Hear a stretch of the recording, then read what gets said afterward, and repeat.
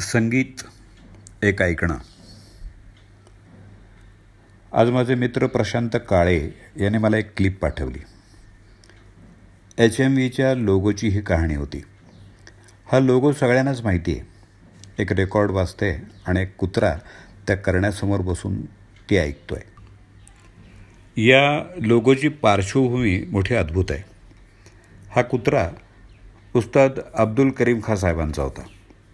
खां साहेब रियाजाला बसले की त्यांच्यासमोर हा कुत्रा बसून मोठ्या रसिकतेनं त्यांचं गाणं डोळे मिटून श्रवण करायचं. खां साहेबांनी त्याचं कौतुक वाटायचं. या कुत्र्याची ख्याती HMVपर्यंत गेली. तिथली अधिकारी मंडळी खां साहेबाच्या घरी पोहोचली. त्यावेळी त्यांचा रियाज चालू होता आणि कुत्रा भक्तिभावानं ते श्रवण करत होता. त्याने त्याचे फोटो काढले आणि एक फोटो सिलेक्ट केला आणि रेकॉर्ड प्लेअरच्या करण्यासमोर त्याला बसवून एक क्लासिक फोटो फायनल केला. आणि गेली कित्येक वर्ष हा HMVचा जगप्रसिद्ध लोगो आपण पाहत आलेलो आहोत. या पार्श्वभूमीवर मला आमच्या मोत्याची आठवण आली. गोजीरवाण्या चेहऱ्याच्या आमच्या मोत्यात एकच वैगुण्य होतं. अर्थात त्यात त्या बिचाराचा दोष काहीच नव्हता. आमच्या घरातल्या गुळगुळीत फरशीवर चालून चालून त्याचे मागचे पाय फेंगडे झाले होते. चालताना त्याचे मागचे पाय एकमेकांना घासायचे. कान खाली पडलेला मोत्याचा चेहरा आकर्षक होता. मी त्याच्याकडं बारकाईनं पाहायचो तेव्हा त्याच्या डोळ्यात कारुण्य उतरल्याचा भास व्हायचा. त्याच्या डोळ्यावरच्या भुवयांच्या वळकट्या त्यावेळी किंचित वर उचलल्या जायच्या तेव्हा विनाकारण मला त्याची दया येऊन जायची. मी एखाद्या वेळी खदखदून हसलो की हा खुश होऊन आपलं तोंड माझ्या खुशीत घुसळून लाड करून घ्यायचा.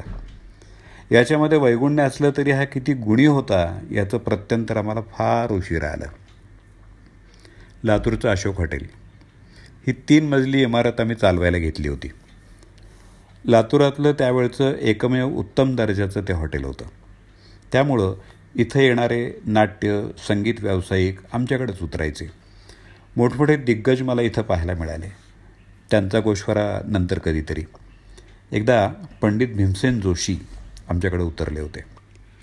त्यांची व्यवस्था चांगली होण्यासाठी आम्ही खूप मेहनत घेतली होती.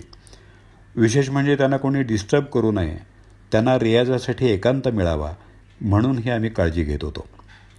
भल्या पहाटे रियाज सुरू करायची त्यांची पद्धत. त्याप्रमाणे त्यांनी त्या पहाटे सूर लावला.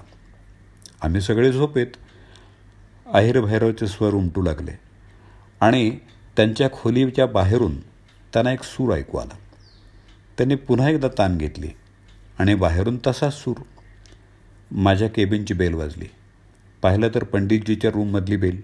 मी धडपडून जागा झालो. पळत वर गेलो. दारावर टकटक करून मध्ये डोकावलो. ते बाहेर कोण बसलंय बघा की हो, मगापासून तोंड वाजवायलंय. मी बाहेर पाहिलं. मोत्या. पंडितजी आमचा कुत्रा आहे, बाकी कोणी नाही. त्याला बोलवा की हो. मी मोत्याला आतमध्ये आणलं. पंडितजी त्याच्याकडे पाहून प्रसन्न हसले. अहो मगापासून माझी साथ करते की होय ते. सॉरी म्हणू नका हो. गाता गळा असलेलं जनावर पहिल्यांदाच बघितले की. हे माणसाच्या जन्माला आलं असतं तर या तुमच्या खोलीत मी नाही हेच उतरलं असतं की हो. एवढं म्हणून त्याने हसत हसत त्याला 2 हात जोडून नमस्कार केला. मोत्या भुवयांच्या वळकट्यावर चढवून कुतूहलानं त्यांच्याकडे पाहत होता आणि मी मोत्याकडं.